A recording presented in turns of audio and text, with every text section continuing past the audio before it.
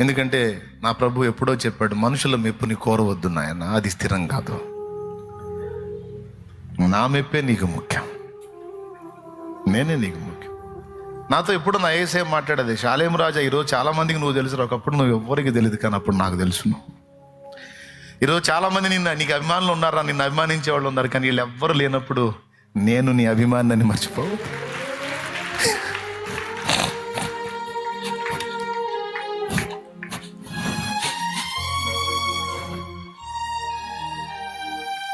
నా best fan యేసయ్య.